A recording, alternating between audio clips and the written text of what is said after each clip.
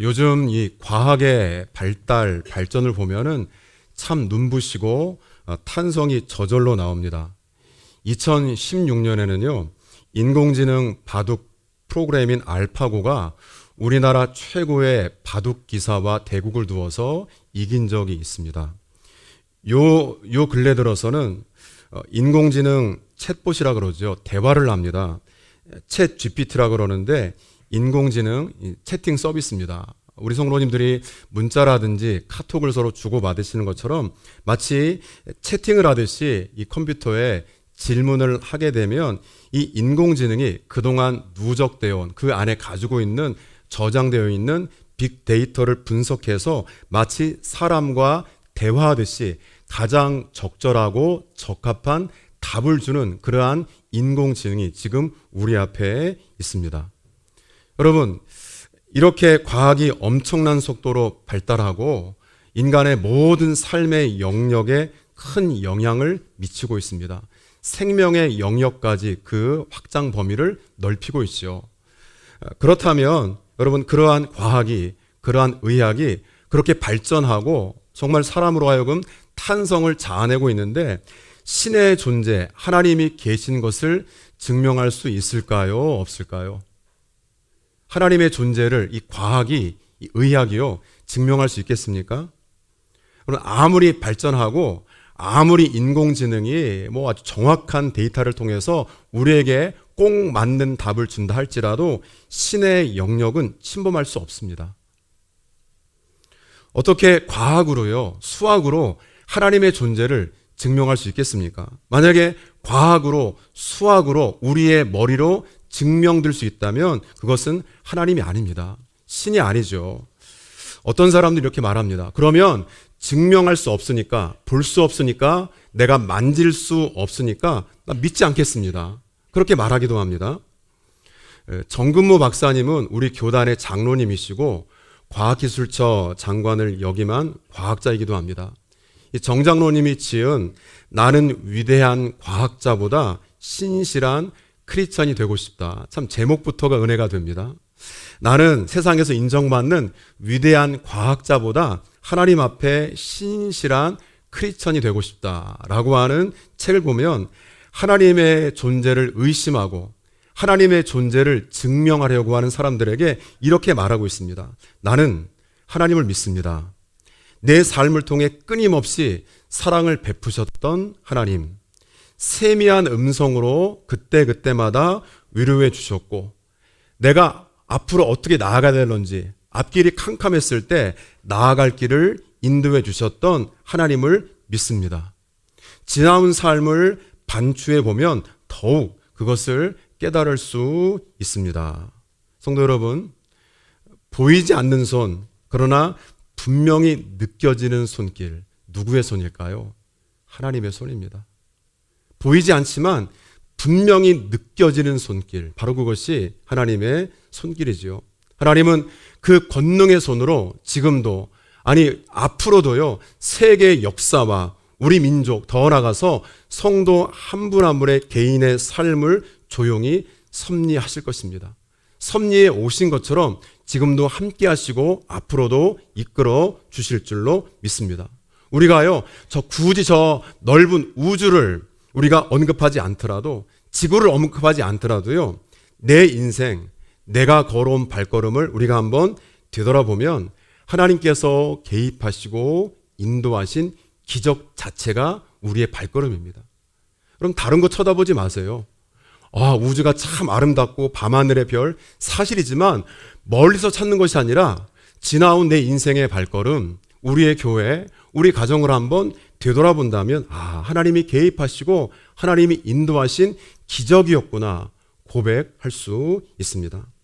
하나님을 증명할 수 있는 최고의 증거 무엇인 줄 아십니까? 바로 나입니다. 하나님이 살아계신 것, 하나님의 존재를 증명할 수 있는 최고의 증거는 바로 우리 자신입니다. 더 이상 어떤 증거가 필요하겠습니까? 더 이상 어떤 최고의 증거를 찾으려고 하십니까? 그래서 우리는 항상 하나님 앞에 겸손할 수밖에 없습니다. 그 하나님 앞에 늘 무릎 꿇고 감사하고 찬양할 수밖에 없지요. 오늘 성경 본문을 보면 바벨론의 마지막 왕인 벨사살 왕이 나오는데 이 왕은요, 하나님 앞에 겸손하지 않았습니다. 하나님께 교만했고 더 나아가서 하나님을 멸시했습니다. 신성 모독의 죄를 범했고 우상 숭배하는 죄를 범했지요. 1절 한번 같이 읽겠습니다. 벨사살 왕이 그의 귀족 1000명을 위하여 큰 잔치를 베풀고 그 1000명 앞에서 술을 마시니라. 아멘. 벨사살 왕이 그 나라의 귀족 1000명을 궁 안으로 초청해서 잔치를 베풀었습니다. 여러분, 1000명이나 되는 큰 잔치가 베풀어졌다면 여러분들의 생각에 그때 상황이 어땠을까요? 아, 나라에 무엇인가 축하할 만한 큰 경사스러운 일이 생겼나 보다. 아마도 나라가 태평성대를 누리고 있구나. 우리 그렇게 생각할 수 있죠. 그런데 그렇지 않습니다. 지금 벨사살 왕이 귀족 1000명을 불러들여서 잔치를 하고 있는 그때는 바벨론의 국가적인 위기였습니다. 오늘로 말하면 비상사태였습니다. 고레스가 이끄는 메대와 바사의 연합군이 바벨론 제국을요, 대부분 다 무너뜨리고 점령하고 지금 바벨론 도성, 바벨론 수도를 함락하기 위해서 포위하고 있는 그러한 상황이었습니다. 그런데 이런 비상 상황에, 이러한 비상 시국에 벨사살 왕이 1000명이나 되는 귀족들을 다 불러들여서 술잔치를 벌이고 있는 것입니다. 왜 그랬을까요? 아니, 우리 바벨론이 어떤 나라인데 이 철옹성 같은 이 도성을 누가 무너뜨려? 무너지지 않을 것이라고 헛된 믿음을 가지고 있었습니다. 또 하나는 지금 어렵지만은요, 백성들의 사기를 진작시키고 국가의 멸망, 어떤 암울한 일을 떨쳐버리기 위해서 그냥 흥청망청 장치를 벌이고 있는 것입니다. 여러분, 무너지지 않을 것이라는 기대, 그리고 어려움이 닥친 게 사실인데 그냥 잔치에서 백성들의 사기를 진작시키는 것으로 위기가 물러가겠습니까? 설마 바벨론 도성이 무너지겠어? 이번에도 그냥 또 그들이 왔다가 우리가 성이 견고하기 때문에 물러가겠지. 지금까지도 이 성 우리가 안전하게 지켰는데, 막연한 기대, 과거의 경험이 그들을 지켜주었을까요? 평안과 안전을, 평화를 보장해 주지 않았습니다. 술에 취해 있습니다. 술에 취했을 그때만 그 걱정을 잠시 잊지요. 술에서 깨어나면 변한 게 없습니다. 똑같습니다. 2절 이하 보시게 되면은 술에 취하자 이 벨사살 왕의 교만이 극에 달합니다. 그의 부친이 느부갓네살 왕이었는데 느부갓네살 왕이 예루살렘을 침공해서 함락시켰을 때 예루살렘 성전에서 탈취해온, 빼앗아온 성전의 기물, 오늘로 말하면 성물입니다. 그 성물을 가져다가 그 그릇에 술을 담아 마셨습니다. 아무리 이방 나라의 왕이지만 이건 예의가 아니죠. 해서는 안 될 일이죠. 4절 한번 보겠습니다. 같이 읽죠. 4절입니다. 그들이 술을 마시고는 그 금, 은, 구리, 쇠, 나무, 돌로 만든 신을, 아멘. 그 하나님의 성물에다가 술을 담아서 마신 다음에 금이나 은, 구리, 쇠, 나무, 돌로 만든 바벨론 신들을 찬양하기 시작했습니다. 바벨론 신들은요, 그야말로 물신들이었습니다. 눈에 보이는 신들이죠.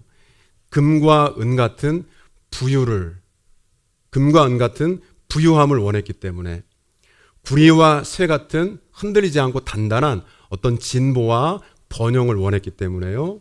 나무와 돌 같은 안정된 기반을 원했기 때문에 그 신들을 그들이 섬겼습니다. 결국은 더 갖기 위해서, 더 취하기 위해서, 이 욕심에서 우상 숭배가 비롯된 것입니다. 바로 그때 술에 취하고 지금 국가적인 상황이 지금 비상사태인데 아랑곳하지 않고 술잔치를 벌이면서 하나님을 멸시하고 성전의 기물에다가 술을 담아서 마시고 있는 그들에게 정말 놀라운 일이 벌어지는데 5절 한번 같이 읽겠습니다. 5절입니다. 그때 사람의 손가락들이 나타나서 왕궁 촛대 맞은편 석회벽에 글자를 쓰는데 왕이 그 쓰는 손가락을 본지라. 아멘. 왕궁 촛대 맞은편 석회벽에, 구체적입니다. 왕궁에 촛대가 있는 맞은편 석회벽에요, 사람의 손가락들이 나타나서 글을 쓰는데 그 글 쓰는 손을 벨사살 왕이 보고서 흥에 겨웠던 잔치의 열기가요, 찬물 끼었듯이 차갑게 한순간에 식어져 버렸습니다. 긴장했습니다. 술에 취해 잔치를 즐기던 벨사살 왕의 얼굴빛이 변했고 번민이 가득해서요, 무릎이 부딪힐 정도로 두려움에 떨었습니다. 벨사살 왕이 소리 지르면서 거기에 있었던 주술사, 점성가, 점쟁이들에게 소리 지르면서 저 글자를 읽고 무슨 뜻인지 해석하는 그 사람에게는 자기 다음의 자리를 약속합니다. 얼마나 두려웠으면, 무슨 뜻인지 걱정하고 마음에 근심이 가득했으면 저 글자가 무슨 글자인지 알고 해석해주면 내 다음 자리를 내가 주겠다라고 약속을 했습니다. 8절 보시면 당대 최고의 권력자 1000명이 다 모였으니까요, 권력의 핵심에 있는 사람들이 다 모였겠죠. 당대 최고의 권력자, 최고의 지혜 있는 사람, 점쟁이들, 술객들이 다 모였지만은 아무 소용이 없었습니다. 아무도 그 손가락이 나타나서 쓴 글자가 무슨 글자인지 무슨 뜻인지 해석할 수가 없었습니다. 이때 왕비 한 사람이요, 한 사람을 천거하는데 바로 그 사람이 다니엘입니다. 같이 10절 한번 보겠습니다. 왕비가 왕과 그 귀족들의 말로 말미암아 잔치하는 궁에 들어왔더니 이에 말하여 이르되 왕이여 만수무강하옵소서. 생각을 하지 말. 아멘. 왕비는 다니엘을 신뢰했습니다. 그래서 다니엘이 선대왕인 느부갓네살 왕 때부터 하늘의 일을, 꿈을요, 이상을 해석해서 도움을 주었고 총리까지 역임한 것을 기억하고 있었습니다. 다니엘은 거룩한 신의 영이 영 있는 사람, 여기서 말하면 거룩한 신, 하나님의 영이죠. 하나님의 영으로 가득한 사람, 지혜와 명철과 총명이 있는 사람, 마음이 민첩하고 그리고 지식이 있어서 선대왕으로부터 바벨론의 지혜자, 이 모든 사람들을 다스리고 통솔할 수 있는 총리의 권한을 위임받았습니다. 이제 나이가 들어서 은퇴했지만 위기 때에는 꼭 찾는 사람, 사람들은 다 잊었지만은요, 두렵고 걱정이 돼서 지금 누구를 찾아갈까 지금 고민하고 있고 이 위기를 어떻게 돌파할까 걱정하고 있지만 이 왕비만큼은 바로 이 위기의 시간에 비록 나이가 들어서 은퇴했지만 꼭 필요한 사람, 누가 떠올랐죠? 다니엘입니다. 왕이시여 걱정하지 마십시오. 다니엘이면 충분히 그 뜻을 헤아리고 해석을 줄 수 있습니다. 선대왕 때에도 그랬습니다. 다니엘이 손가락이 벽에 쓴 글자를 해석합니다. 출애굽기 31장 18절에 보면 하나님이 모세에게 율법, 십계명을 주실 때에도요, 하나님이 친히 쓰신 것을 주셨다라고 적고 있습니다. 하나님이 친히 돌판에 쓰신 것을 주셨다라고 말하는데 여기서 친히 쓰신 것의 원래 의미는 손으로 쓰신 것입니다. 손가락으로 쓰셨다, 그런 의미지요. 따라서 손가락이 벽에 글씨를 썼다라는 것은 하나님의 뜻이 나타났다, 그런 의미입니다. 그러니까 이것은 누가 지금 뜻을 전해 주시려고요? 하나님께서 무엇인가 벨사살에게 그리고 이 민족에게 하나님의 뜻을 친히 전하기 위해서 손가락을 통해 벽에 글씨를 써 주신 것입니다. 그 글씨 의미가 무엇일까요? 우리 같이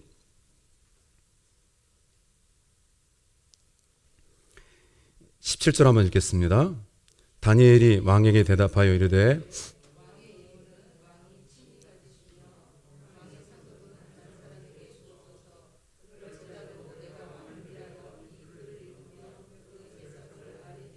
아멘.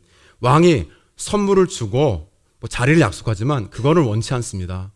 해석을 듣고 왕과 민족이 돌이키는 것으로 족합니다. 그 글자가 이런 글자입니다. 메네 메네 데겔 우바르신. 여기서 메네라는 것은 세다라는 뜻이고요. 그리고 데겔은 저울에 달다. 그리고 바르신은 나누다. 둘로 나누다. 그런 뜻이고요. 바르신.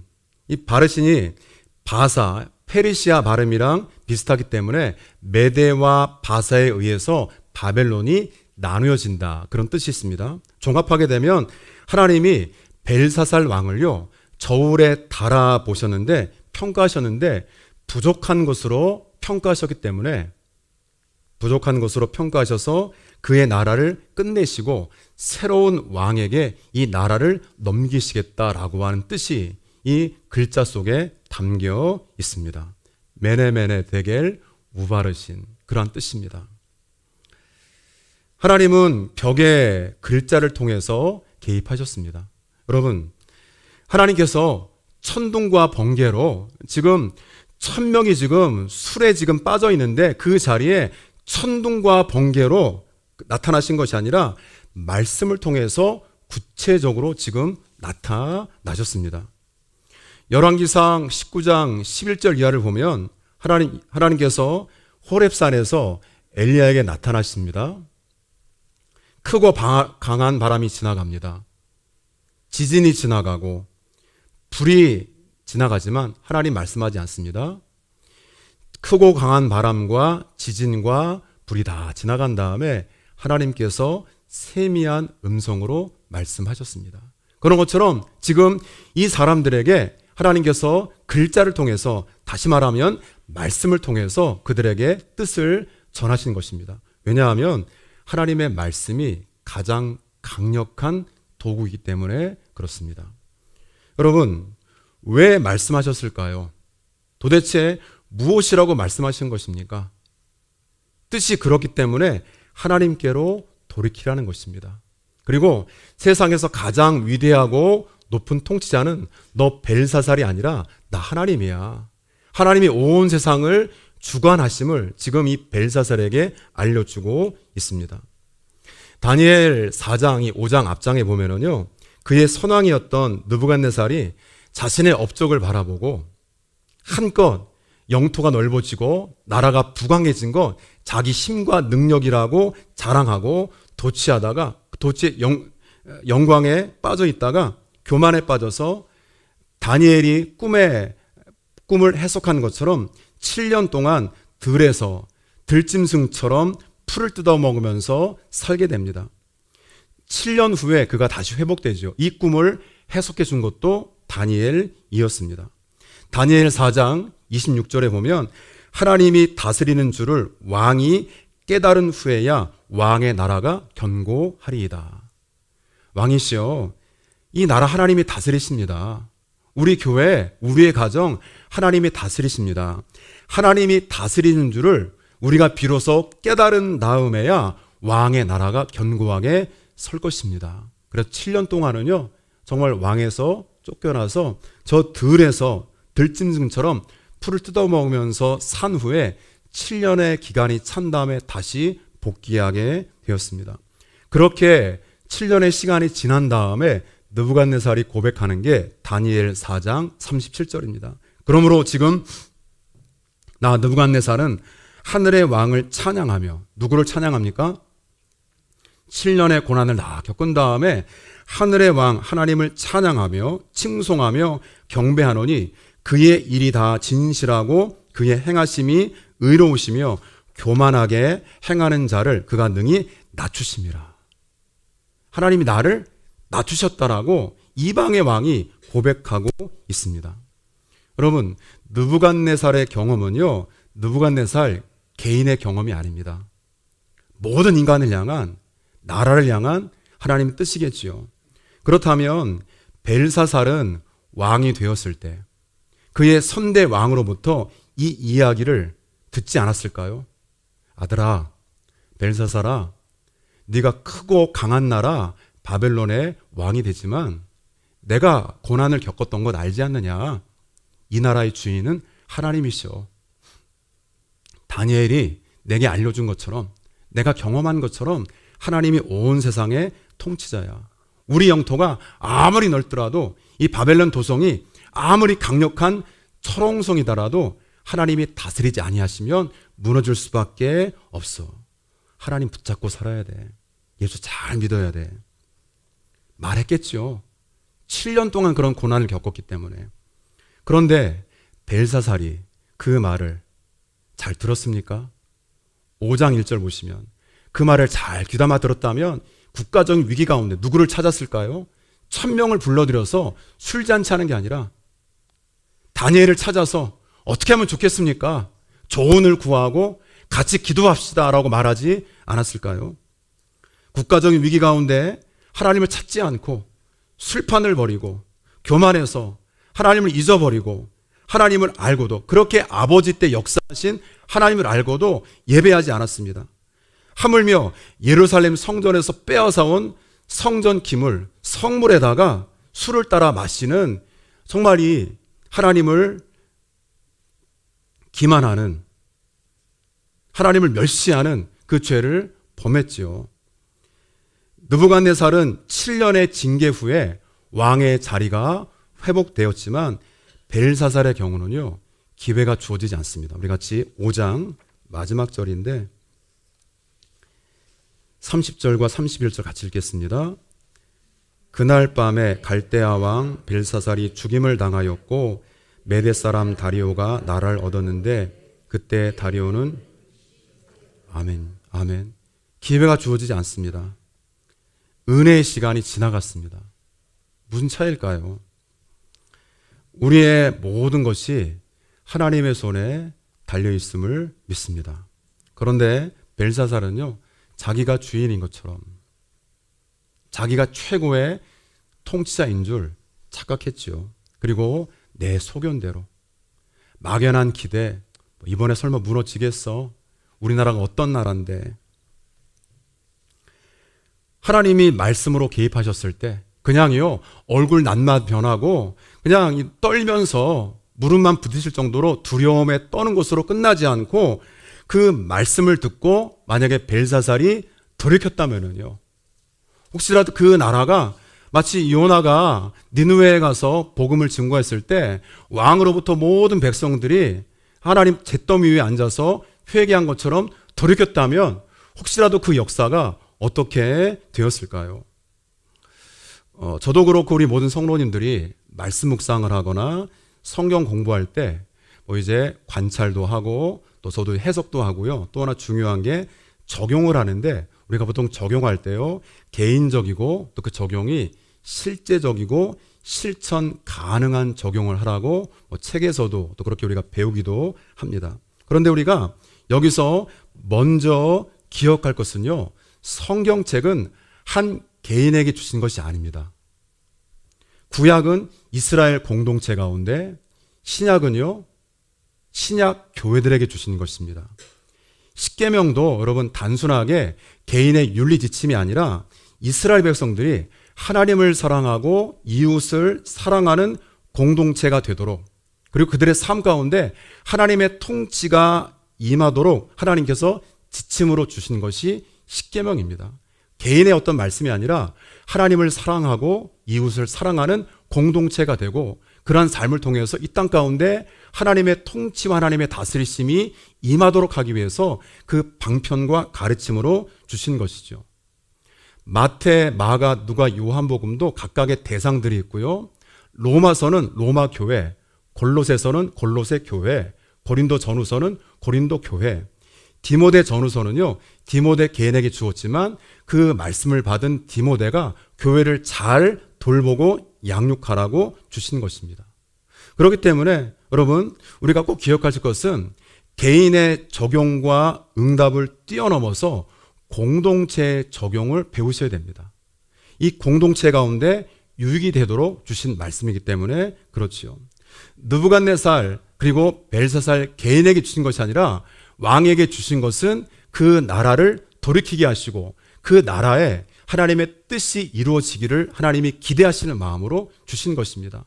구약 시대에 예레미야 우리가 살펴봤지만 그 예언자들에게 주신 말씀도 개인에게 주신 것이 아니라 눈물로 그 민족을 끌어안고 기도하라고 그 공동체에게 포로로 잡혀간 백성들에게 주신 말씀이 성경 말씀이지요. 그러므로 여러분, 하나님의 말씀을 여러분들이 오늘도 받습니다. 이 말씀은요, 공동체에 주시는 말씀이고 그 공동체 안에서 우리 각자에게 주시는 적용이 있습니다. 그렇기 때문에 우리 성도님들이 말씀을 받고 응답을 받고 적용하실 때 내 감정과 기분의 고조에 따라서 어제는 하나님의 뜻이었던 것이 오늘은 내 기분이 나쁘고 오늘은 기분이 별로 안 좋아. 그렇다고 해서 하나님의 뜻과 무관하게 살고 있다면 예수님께서 피로 세우신 교회 덕이 되지 않습니다. 아니, 어제는 하나님의 뜻이었는데 오늘은 내 기분이 그러니까 교회 가서 기도하는 것도 별로 마음 내키지 않고, 이건 뜻이 아니죠. 왜냐하면 하나님은요, 항상 그 응답을 통해서 개인에게도 응답을 주시지만은 개인의 적용을 통해서 교회에 덕이 되게 하도록, 지금 메네메네 데겔 우바르신 개인에게 주신 것이 아니라 그 말씀을 듣고 민족 전체가 돌이키도록 주님께서 기회를 주신 것입니다. 그런데 우리가 여전히 신앙생활을 오래 하고 있지만은요, 내 감정과 기분에 따라서 날씨가 맑고 흐림, 장마, 한파, 이런 날씨에 따라서 혹시라도 하나님의 뜻이 응답받은 것이, 적용하는 것이 개인의 환경과 개인의 기분과 개인의 감정에 따라서 시시각각 변하고 있다면 여전히 우리는 나 중심의 이기적인 신앙생활을 하고 있는 것입니다. 벨사살이 그의 손으로 마음대로 권력을 휘두르고 하나님을 멸시했을 때 모든 것을 작정하시고 인도하시는 하나님의 손이 나타나서 개입하시고 막으셨습니다. 너 안 돼. 너 개인이 아니야. 너 이 나라의 왕인데. 공동체에게 지금 그 말씀을 주시는 것입니다. 내 개인이요, 얼굴빛만 변하는 것으로, 두려워 떠는 것으로 끝나서는 안 되겠죠. 더 나아가서 내가 왕이기 때문에, 내가 교회 지도자이기 때문에, 그러면 이 말씀을 가지고, 이 은혜를 가지고, 응답을 가지고 어떻게 교회 공동체를 섬길 것인가, 일으킬 것인가, 그게 우리의 공동체적인 응답의 차원이 되어야 될 것입니다. 왜냐하면 성경 말씀 자체가 이스라엘 민족, 신약의 각 교회들에게 주신 하나님의 공동체에 주시는 말씀이기 때문에 그렇습니다. 오늘 말씀의 제목이 모든 길을 작정하시는, 모든 길을 주님의 손 안에 두시는 하나님이라는 제목입니다. 여러분, 하나님께서 벨사살에게, 개인에게지만은요, 민족에게지요, 얼마나 하나님이 다급하셨으면 구체적으로 말씀을 통해서 개입하셨습니다. 오늘 하나님께서도요, 우리 모두에게 주일 말씀을 통해서 여러분들이 묵상하실 때, 기도하실 때 분명한, 변하지 않는 하나님의 말씀을 통해서 개입하십니다. 들려주십니다. 근데 벨사살은요, 듣는 것으로 끝났습니다. 아버지로부터 분명히 들었지만 잊어버렸습니다. 여러분은 어떻게 결정하시고 선택하시겠습니까? 우리 인생 하나님이 작정하시고 손 아래서 인도하시고 다스려 주심을 굳게 믿으시면서 다니엘에게 그 글자를 해석하게 하신 것처럼 오늘 말씀을 통해 설교자인 저를 통해서 여러분들 목양하는 담임 목사를 통해서 마치 다니엘이 해석한 것처럼 이 본문을 통해 우리 공동체 가운데 더 나아가서 그 공동체의 유익이 되도록 우리 각자에게 말씀하시고 우리에게 응답 주신 것을 잘 적용하시고 순종하시면서 이번 한 주간 동안도 모든 인생을 작정하시고 인도하시는 하나님의 손을 이끌려 살아가시는 우리 성도 되시기를 주님의 이름으로 축복합니다.